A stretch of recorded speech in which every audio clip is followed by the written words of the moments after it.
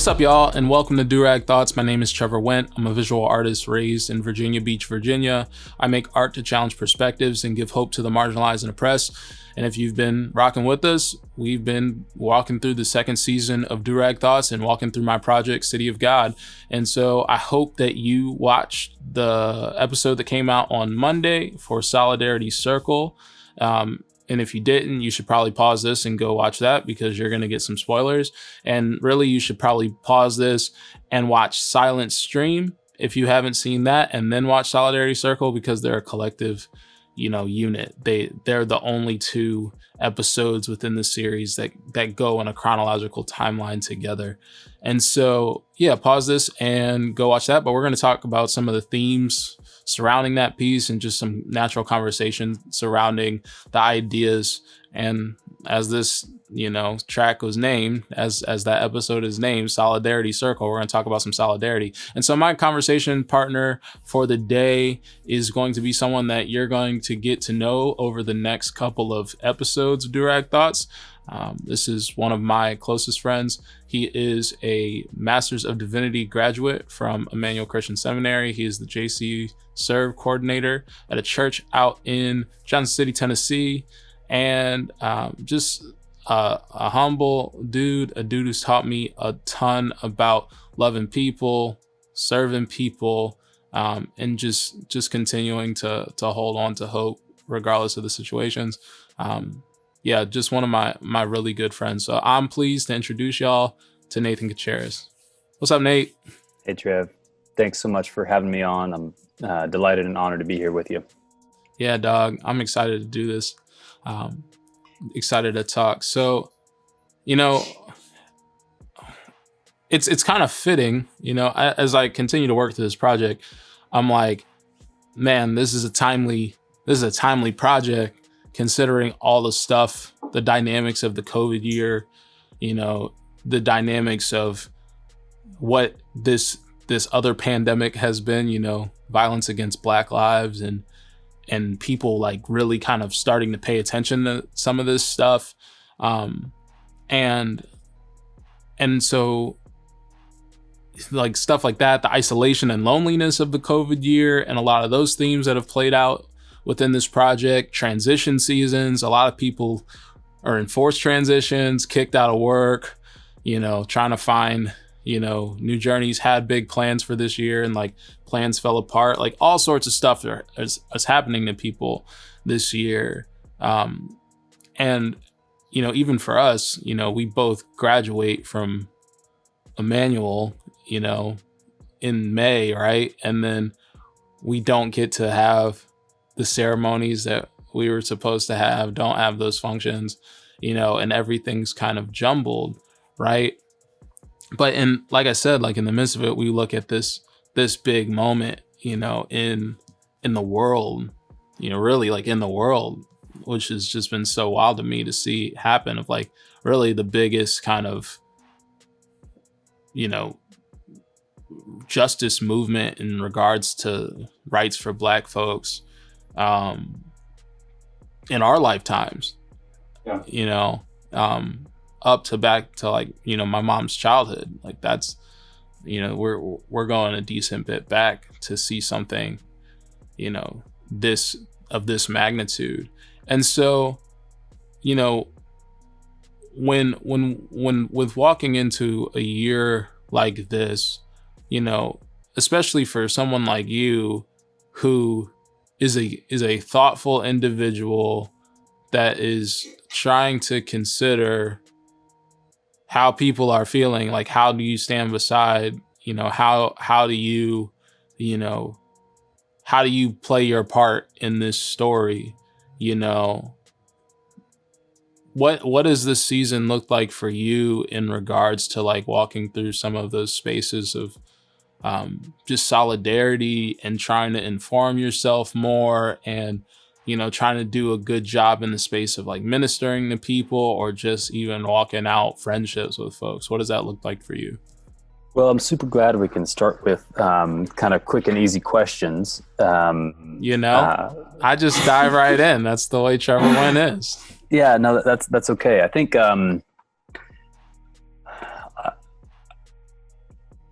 I guess from the get-go in a conversation about something like solidarity or we haven't said the word yet, but something like allyship, I guess before I say much of anything is like, I am like delighted and honored to like think about and talk about this with you, Trev, but also to you, Trev, and to whoever might be watching and listening. It was like very wary about setting myself up as like A standard. like it's like I don't feel like I have great answers. I feel like I'll try and share some of my own stories and my own kind of the ways that I'm working through what's going on now. But as much as anything, and for those folks who are following along who Trevor's stuff, it's what it's like to be learning from this guy, and like I'm trying to do the same. And so I guess that feels to me like an important preface for something like this, where I'll offer what I've got, but just want to like go on the record to say like I've got a lot more learning and growing to do, and that Trev, you're one of the people and one of the relationships in which I am learning and growing, and that I want to keep learning and growing, I guess. But I'm not just put it out there. I'm not you're not your expert. Totally. And before you go any further, I think it's important that people understand, like, even me, like, I'm not anyone's standard of like how stuff needs to rock. Now, granted, my life kind of revolves artistically surrounding this, but I think it's, everyone's trying to figure stuff out, right? There's some people who've like dedicated their lives more fully to this stuff and are like, like more informed or have like, kind of moves that they see like as, all right, this is what we're doing policy wise, this is what we're doing this wise and this wise. But I also think there is an element of it where it's like, no one really knows the exact metrics on like what we need to do in order to like bring about the change that we need, because in reality, if anyone knew that, we'd already have it. Like if someone like really knew the measures and the steps that needed to be taken and the effective way to do it, those things would have already come about. And so like, yeah, not to prop you up in any way of like, all you other people who non-black folks, listen up to this guy. Let me prop up my friend to tell you everything that you need to know. I want like all y'all listening to just like hear authentic conversation between two close friends surrounding these topics of solidarity and stuff like that. And if I say something crazy, Nathan will probably call me out. If Nathan says something crazy, I'm gonna definitely call him out. And so, we're just gonna chop it up through this and just, continue to try to intentionally learn and create change in the spaces that we can create change. Yeah, thanks, Trev. I think those are like pretty good and important caveats to make, I guess. But your question is about kind of just the complexity and challenge of the last year, particularly, and kind of what solidarity has looked like or meant. And it makes my brain do several different things. And so I'll try a couple of different thoughts to stick together here. In kind of early March, when the coronavirus stuff began to get a sense like, oh, this is going to change stuff. This isn't just something I'm going to hear about on the morning news a little bit. Like, this is going to actively change our lives. And then that first week where here in East Tennessee, everything shut down. My job at Grandview here in Johnson City is to help our congregation meet needs in our city. And among other things. Got a, kind of a service coordinator is the title that I have, I guess. But it was really overwhelming, especially those early times, because it was like there's a couple days where it's like, I'd ask my contacts in the city, like, hey, what do you need? And they'd say, I don't know, gotta go. We're figuring out if we're staying open or not.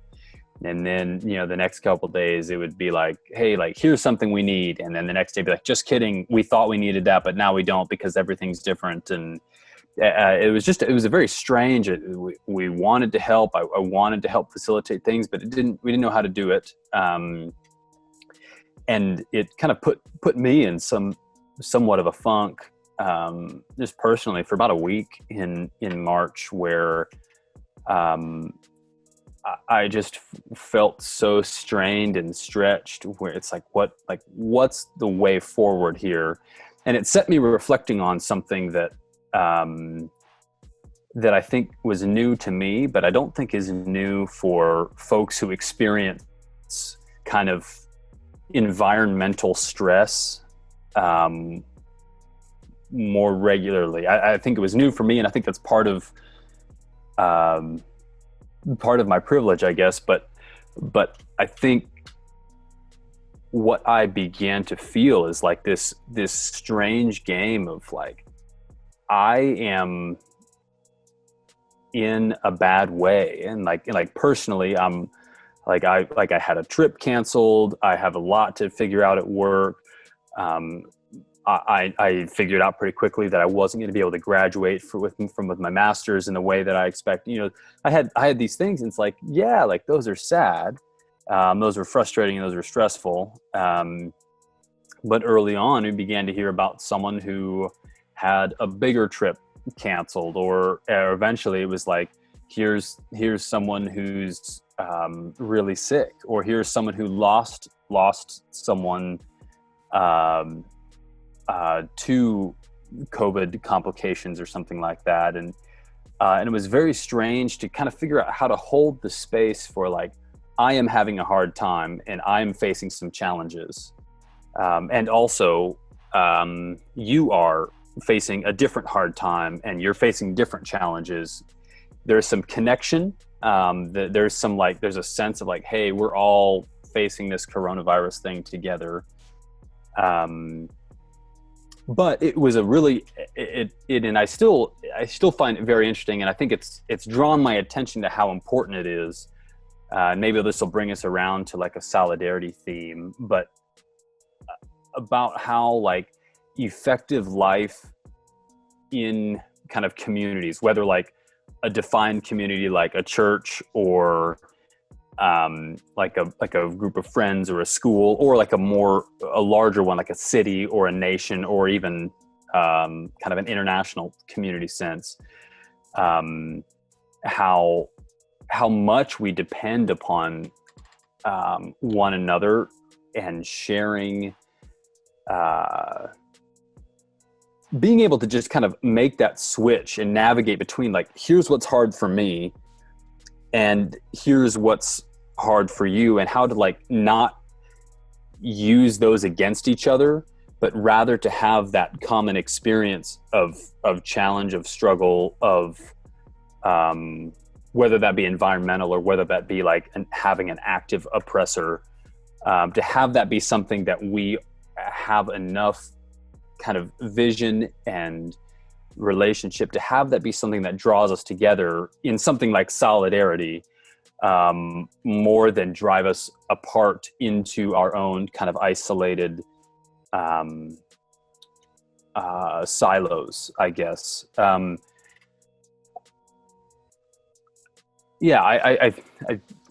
rambling some. I'll try one more kind of like thought to like just bring into that, Trev, I guess, and then I'm just going to shut up and let you kind of pick up some of the pieces or kind of run in whatever direction you like. But I think one of the challenges now facing us is that this coronavirus has never been the only challenge this year. You know, one of the things that we've seen this summer is through multiple highly publicized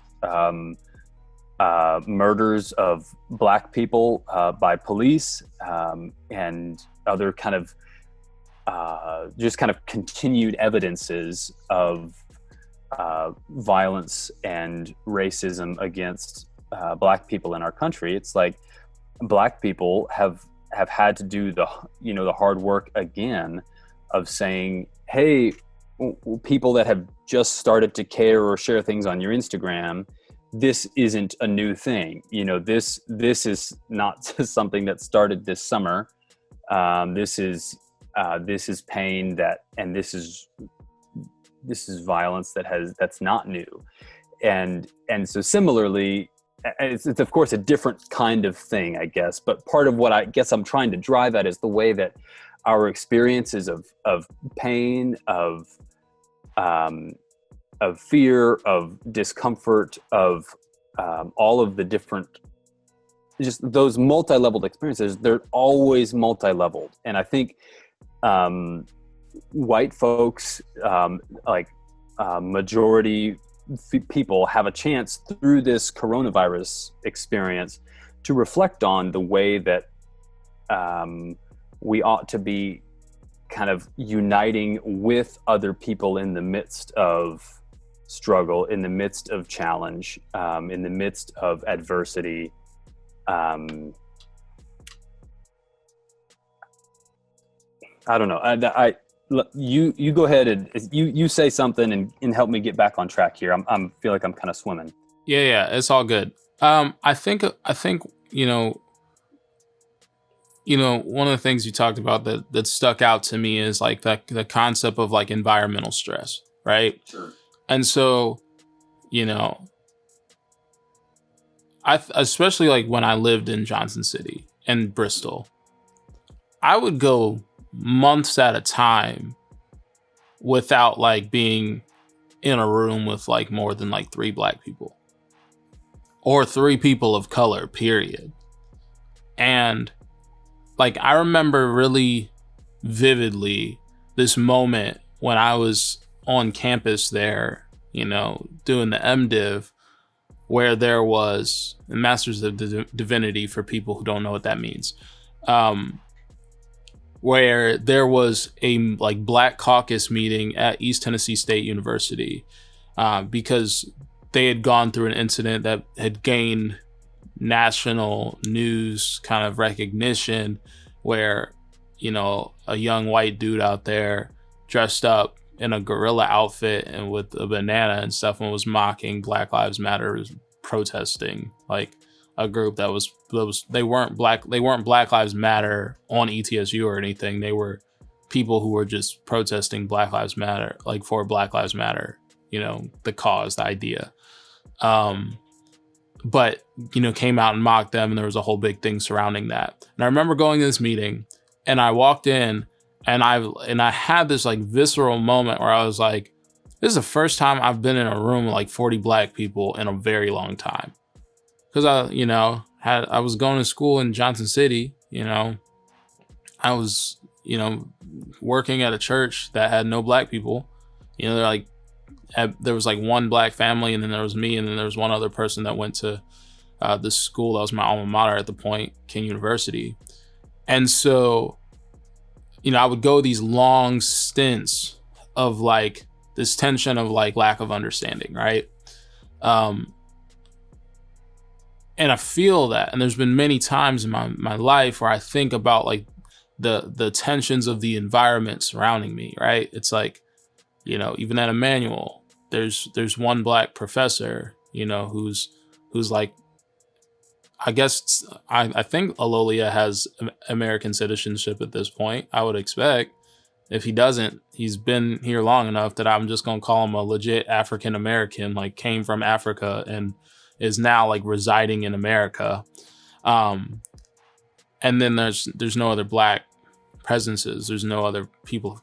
Like, you get some people of color in the mix, but there's not a lot of Black people like Black US American people, and there's some African people, and then like you've got like sprinkles here and there of Asian folks, or you know, like Hanada's Brazilian, you know, and it's like you get like tiny sprinkles, like you might get some Latinx peoples like in the mix, but there's just not a lot, right?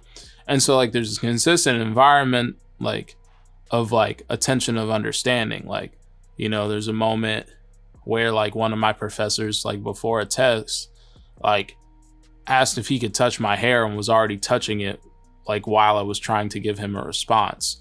And it's like I'm already dealing with the tension of like trying to do this test, and here you are like with this, you know, this space of like cultural insensitivity, you know, and so it's like there was an environmental stress that existed there. Or like when I moved to Raleigh, right? And we had talked about this, you know, a couple years back. I was like, there was such a unrealized level. Like I knew that seeing Confederate flags every day was bothering me, but I didn't know how much of a weight that it was just consistently bearing upon my chest, and the tension and anxiety that comes with that, right? And so when I got to Raleigh, and Raleigh has plenty of its own problems. There's a Confederate statue at the freaking Capitol building downtown Raleigh, right? It's massive. People protest in front of it anytime any of these situations come up. But you don't see them driving around the city as much. Like if you go out into the country, they're surely there, but they're not really prevalent in the city like they are in like JC. And so for me, like there's a reality of like beyond like the environmental stressors of like the day-to-day, you know, I have to be like wearing a mask, or I have to, you know, be aware of like, am I 6 feet apart from this person, or, you know, like what are my surroundings like? What is like, what, like, you know, are these small businesses going to make it and things like that? It's also like the tension of like, you know, I like there's a continuous reality for me where I'm like consistently aware of my race. And that's one of the things where it's like, when I think about, you know, I had a friend in college who like was on a, like, it was like the first time that this person like domestically had been in an environment where they were the only white person in the room. Like they had gotten on a train or something like near, you know, New Jersey out to New York, and they were like the only white person on the train. And like they started feeling that tension, and it like caused them to have some like empathy in the sense of like, oh, Trevor feels like this all the time, you know? And so there's like, you know, if we're talking about like solidarity, right? Like we're talking about empathy, really. It's like we're talking about empathy, you know, spurning towards action, you know, if we're going to define it. And so it's like, I'm trying to feel it's, and like, and there's a sense there might even just be sympathy because, you know, I don't know. I like some people might say, I don't want you to feel sorry for me, but not everyone like has the empathetic compassion to really feel someone else's pain. You know, there are people who are more prone to be able to do that. But if you can feel sorry for, you know, what, you know, your ancestors as a white person have done to me, you know, in the legacy of my people, right? Like if you can feel sympathy for a situation like George Floyd with a knee on his neck, right? Or, you know, Breonna Taylor being shot in her home in the middle of the night, or Tatiana Jefferson playing video games with her little nephew, and then, you know, police shooting her, you know, within like a second, you know, of being at the window and never identifying themselves really. So, you know, it's like, that's when action can start, you know, coming into play. And so, you know, I often tell folks, like, I tell folks, there's no solidarity in silence, because you can internalize all this stuff all you want, but if you're not actually doing actions outward, like we're still in the same place, we're still stuck. Like, and I don't care what environment that looks like, whether that's school and injustices you're seeing playing out in school, whether it's a situation like church and, lack of representation, or, efforts to expand perspectives or anything like that. Whether it's, politically, and it's like, being intentional about how you vote, who you vote for, things like that, in order to like, spur on, social change. There's a reason why, Selma happened. There's a reason why Black US Americans have fought for the right to vote, so consistently throughout history, right?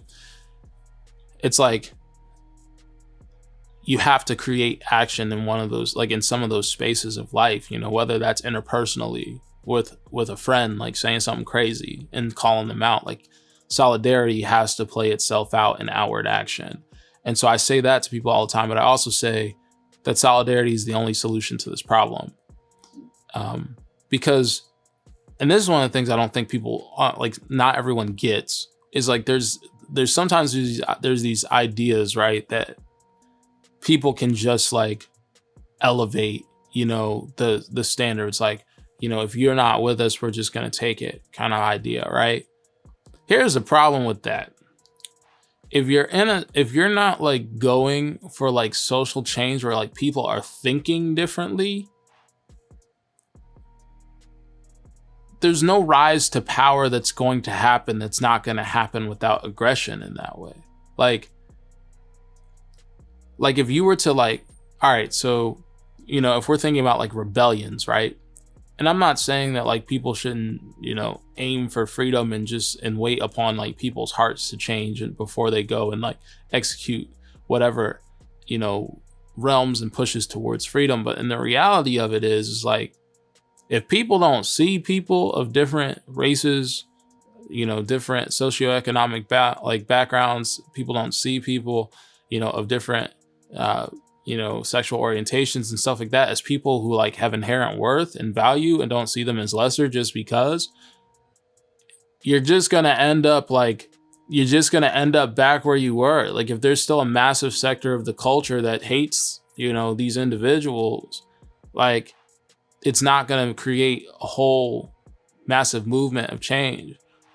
But at the same time, before you say that, it goes back to like Dr. King's idea of like, I know that a law can't make a man love me, but it can keep him from lynching me. And I think that's pretty important too. And so like, there's a level in which like you have to strive for change, and like people have to like, you're essentially like calling people to a standard. It's like when you're when you're coming into a season for athletic sport, right? Your coach has a standard of like conditioning that your coach wants you to get to, but you're not there when you start out. So your coach isn't going to make you try to run, or like execute, like by the end of a wrestling season in college, my coaches would be expecting us to be able to do an hour and a half hard grind match, which is like straight with one person, you wrestle for an hour and a half. There is no way. If y'all haven't wrestled before, that's bonkers. It was terrible. That's terrible. Crazy. And the Olympic grind matches, like the old ones that are like people got this concept from, like, were 3 hours long. Like they would just go hard for 3 hours. Longest one I've ever done is an hour and a half. It's hard. And especially if you're getting your behind whooped, because like coach doesn't just like my coaches never just let us like get our behinds whooped and like someone like coast. Like, no, they're like pushing on your head, making it miserable for you. And you're just having to continue to fight through it. But there is no way that in the beginning of the season, like Hell Week is like, it's kind of like the shock the system week. They put you through all sorts of crap. Every day is a different thing. There's one day where there's a 45-minute grind match. So you're already getting kind of crazy in the beginning. And you have a 10-mile run at the end of the week to like kind of cap it off, aside from a lift that you have to do later that day.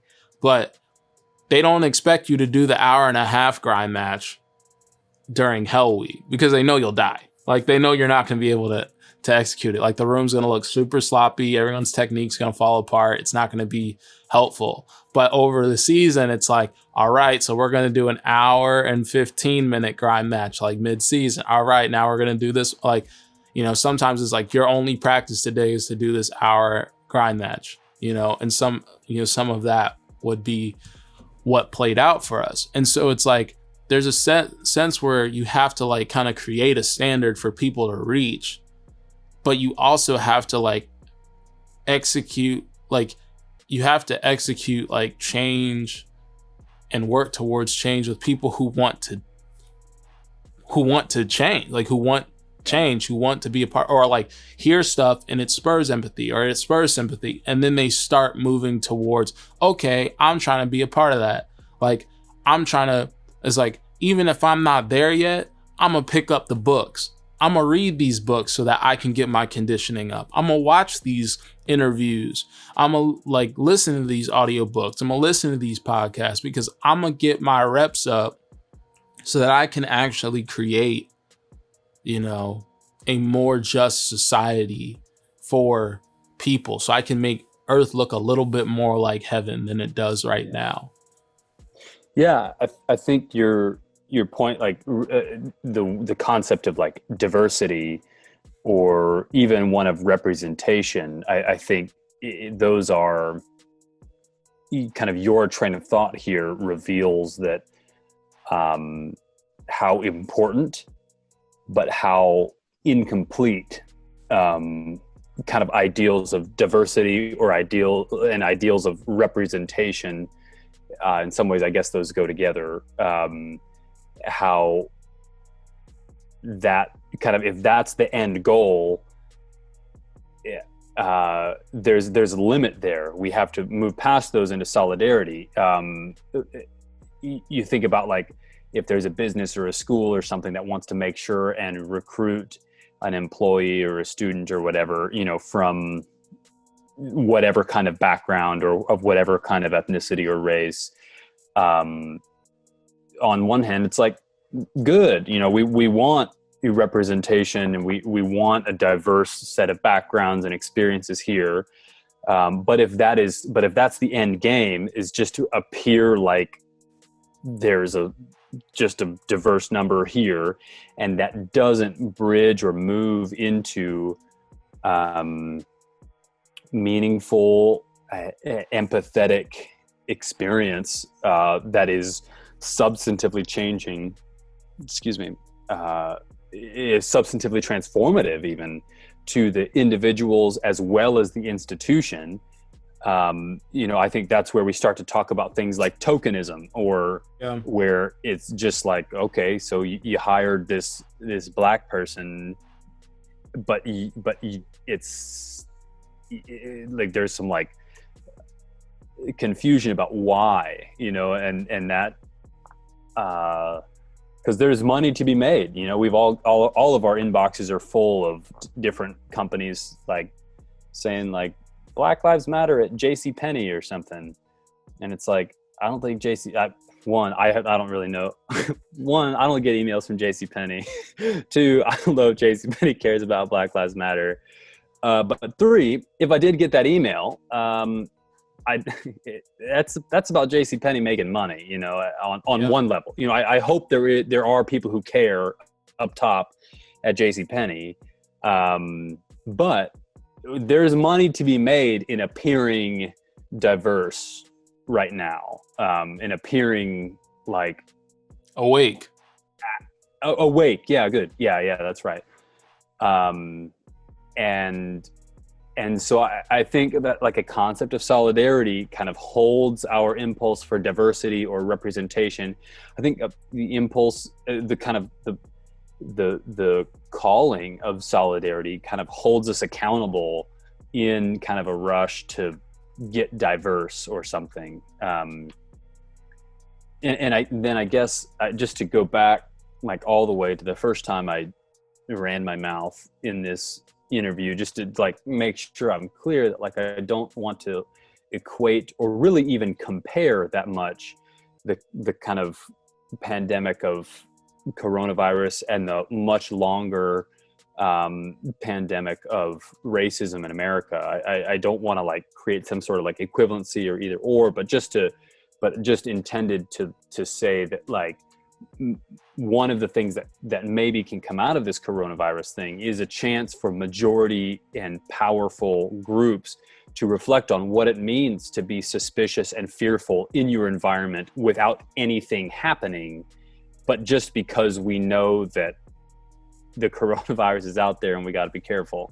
That there are people, there are large groups of people who experience that kind of environmental unrest or fear or danger even daily. And so maybe to like bring those together is like that sort of willingness to acknowledge the complexity of not only mine, but your daily challenges, your daily fears, the things that are dangerous for you, and to recognize that even though those may or may not be similarly dangerous, where like Trevor, even though like we both are human and have immune systems and that sort of thing, our own like fear of coronavirus is different because of the kind of situations we're in. But what we've been able to do is we've been able to talk and share about our concerns and our fears, but there's been a mutuality to it. And even though there's a difference, even though there's distinctions we can make, the way through is by like sharing that with one another and offering what we have to each other. And that is the kind of thing that diversity by itself can't achieve. That we need something more durable, more challenging, that costs more than just diversity. Yeah, I mean, it's like, it's the difference of, well, I inhabit spaces that have black people in them in comparison to like, or people of color in them. And then the difference of like actually knowing those people, because like the reality, I mean, there's also the tension where we think about, when it comes to, people fear what they don't know. Right. Yeah. And so people play on those fears. Trump plays on those fears all the time. Like, people have long played on those fears. Freaking Nixon played upon the fear of like the war on drugs, Ronald Reagan as well. Like, people played on this fear of like, one, black people, but then also like of drugs in general and like crime. And so like, let's say Law and Order, which if y'all have heard the cries of Law and Order, there's a long whistleblowing history of racism that's connected to that phrase.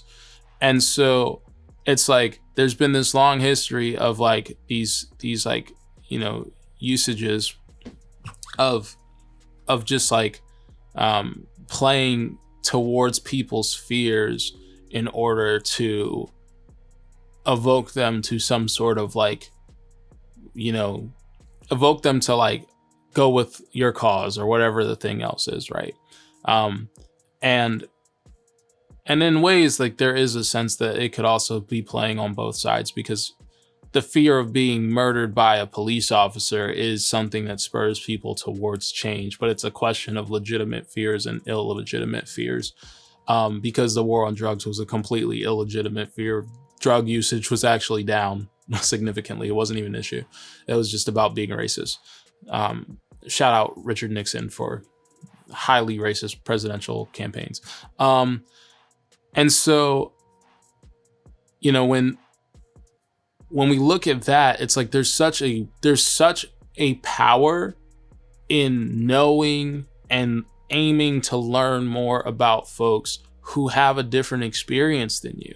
It's like, for me and you, we're dudes, right? So like, we don't know what it's like to be a woman. We're straight dudes, so we don't know what it's like to be a gay dude, And so there's like, and the plethora of other things that we don't fall into, like into the categories that we don't fall into, and what we don't understand. It's like being. health or other. Yeah. Yeah, I mean, and for me, my situation is a tiny bit different because there was a time in my early childhood where we were upper, like lower upper class. I mean, my dad was making a couple $100,000 a year, and then that plummeted. So I've seen highs and lows, right?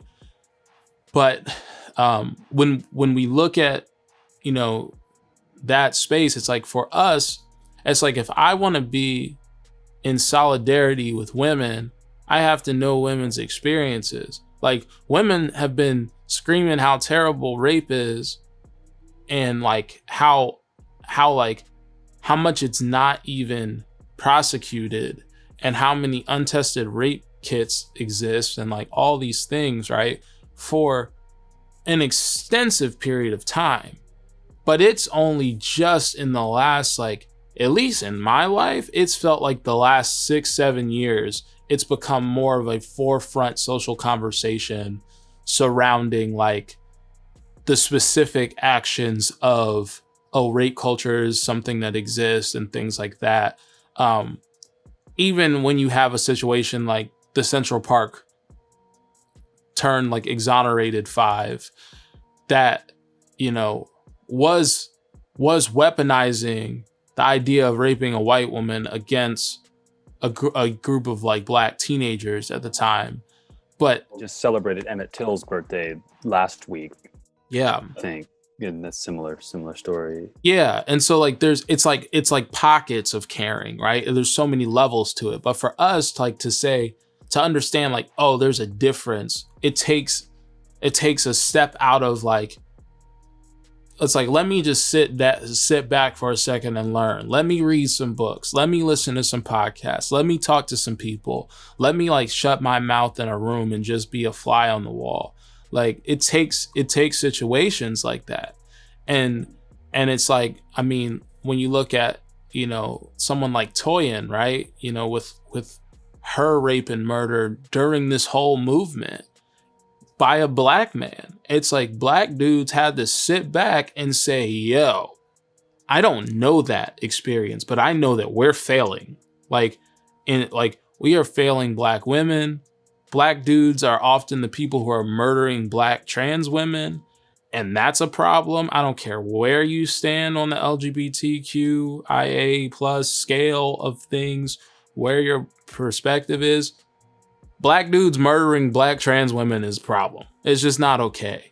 And so it's like, there's a sense of like having to step out of your reality and step into a space that is different. And then the and then like your perspective grows. Like, you know, a person with no cultural influence, or like if a person is just their own thing, right? Which is like basically impossible for us when we kind of sit within the realities that we sit in.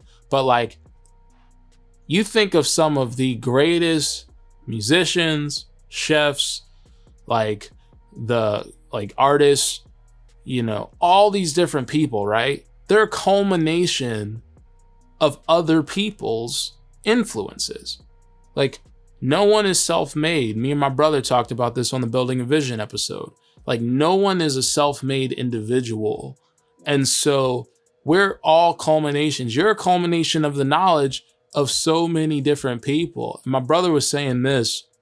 He was talking about how like, if you just think about how many people it took for you to be here, like you to be here right now, like it took you to have 2 sets of parents. It took you to have, you know, like 4 sets of grandparents. It took, and more and more and more and more and more. It's just the tree grows bigger and bigger just for you to be here. And so like, there's a reality that we are such a culmination of so many different people and so many different experiences, so many different influences and stuff to get here in the first place. And if there was a sense where like we could all just kind of step back and recognize that, then all of a sudden, like, you know, there's probably a little, like there's the idea of like, you know, we have more in common than we have, you know, like different. And so in order to create true change and stuff, there is a sense where like, you know, you have to recognize your position in the world and look around to the people who surround you and see how do I like empower those surrounding me. Like me as a black man, like I'm not just looking to empower black men. I have to say, what does it look like to empower black folks who have a different experience than me? You know, what does it look like to empower other folks who have lower situations than I do? Yeah, this isn't pushback, but maybe a clarification. I think that's important, especially for white men. But just kind of you've been talking about kind of gaining a sense of the experience of other people and kind of their experience and that sort of thing. And I think, and I'm tracking with you, and I think that's really important. But I want to caution a little bit, because like there's also a level at which, especially someone as like with as much privilege to be unaffected as anybody else in our country, that like my job isn't to wait until I experience someone else's oppression in order to act like it's real or something like that. And that's not what you were saying, but I think we have to be like careful and precise to say that like a really significant exercise is believing someone else about their own oppression. Yeah. And it's not that you weren't saying that, but I think we need to be really clear about that, especially to other white men, because if you're just going to wait around until you're treated like a black person, you know, to acknowledge that there's a unique and violent and tragic like situation for black people in America, you're never going to get there, because I'm not going to be treated like that.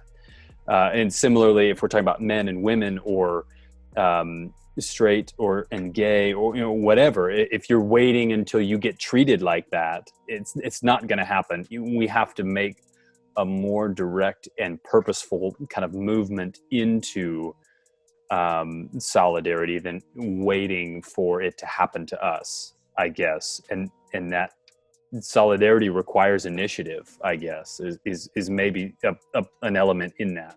Yeah. Yeah, it's the reality of like, you have to learn the history. It's on you. Yeah. It's like in all these spaces that we're you know talking about, it's like you have to put the onus upon yourself and say, I must learn this stuff. It's like for me and you as men, it's not my sister's job, and I mean this as my literal sisters, but then also as black sisters as well. You know, it's like, it's not my sister's job, it's not my mom's job, it's not any of these folks in my life's job, you know, to tell me, to like educate me upon these things. It's like anyone who decides to educate you about anything within the spaces of their own oppression is like, I mean, that's just significant grace, because no one needs to do that. And it's like, you know, like, no, like, and actually, and a lot of times it's really taxing to do some of those things. And so you should probably be really wary about doing those things in general, especially like not rolling up on some person that you don't know, some social media, you know, influencer, or some really well-known individual, and just popping up in their DMs expecting them to teach you. Like, no, open a dang book. Like, you got Google. And especially I see that a lot in the space of like when we're talking about like, you know, white folks being in solidarity, like white people being in solidarity with black folks. Like, you get times where like people are like, all right, their heart is to try to be, you know, to know, but there's a sense of like, it's just lazy to not Google stuff. Like you, like it's probably quick, easier access information, right? To just hit up some person. But especially in a scenario when you don't know somebody for real, like you and I are very close friends, but there are folks who I've not talked to in years who pop up in situations who are like, Trevor, teach me. I know that, you know, you talk about this, and like that stuff is problematic. And that's not what we need. It's like, because if you're just waiting for someone to teach you, you're never going to take the initiative that it takes in order to create the necessary change. And to kind of like wrap this up and kind of like bring it home, I think about a couple things. One, I think about going back to what you talked about when like people start posting stuff on social media, like have started earlier in this. And it's like, okay, cool. That's a starting point. And now you have a lot of work to do. Because like, you know, I mean, you know how what my art centers around. Anyone who pays attention enough knows what my art centers around. And so I've seen absolutely an influx of people paying attention to, especially like my quote posts, like the words that I straight up write about these things, other than like the visuals that I create about these things. And with that influx, it's like, cool, just know this isn't a fad. Like, this is going to be my life next year when this isn't a trending topic on Twitter. And I'm still going to be talking about this. And before this was ever trending, I was still talking about this. And so, like, we're still going to need you when your local elections come around next year and you need to pay attention to those things. We're still going to need you when your pastor says something racist on the stage and you need to go and talk to some leaders and say that wasn't cool, and they really need to walk that back and really expose themselves to different perspectives. You know, we're still going to need you in the classroom when it's a situation like the one of these narratives within these pieces where somebody says something racist in class, and you should be standing up and calling that stuff out and not leaving that stuff unchecked. And so as I bring this home, I think about the moment of this piece and what happened. And I guess I never really gave a backstory to what was going on with this piece. But it was basically the aftermath of silence. And so if you paid attention to silence, solidarity is the aftermath of it. And it's just a picture of solidarity. It's a picture of the solidarity that was shown by people who surrounded me within that moment. And I remember like that night you had me and Zach McClellan and Hillary over for dinner at, y'all's old spot in the village. And like after that dinner, I like poured all this stuff out to you. It's like, this is what happened in class. This is how I was feeling. Like, this is how stuff leveled off. And then it's like, regardless of like where your perspective stood at that point and how much you've grown since then and your like growth of awareness and stuff, like you took a chance to just listen to like the venting of it. And I think that is something that people have to recognize. Like, again, not trying to prop you up as like, do as Nathan does. Nathan is the pinnacle of white solidarity with Black people. Like, that's not what we're saying and not what I'm saying. But what I am saying is like to take a moment and maybe listen to someone who has a different perspective than you or a different experience and try to flex that empathy muscle, because, to sit down and grieve and to like feel what that, like those experiences are like and feel those moments, it's important to take into stock those things as you continue to know, like to try to aim for like, what am I fighting for? And what is the purpose of this? And in that scenario, it's like for a seminary experience not to be flooded with racism, to be able to learn without having a ton of like these other outlying factors of what am I about to experience in class today? Like, how is this going to turn left? What's going to be said? How is this going to get crazy? So yeah, that kind of brings it home. So any closing thoughts, Nate? Well, I guess no, I'm thankful to have gotten to share this with you and kind of ramble and kind of thinking together. It's good. I'm thankful for the time and for the memories of the occasions of our relationship that have been, I think we've both drawn something like solidarity from each other, kind of at various points. And I'm thankful for that. And I'm honored that you feel that from me. And I'm so thankful to feel that from you. And I think you're right that this kind of endeavor of sharing our lives together is the way forward.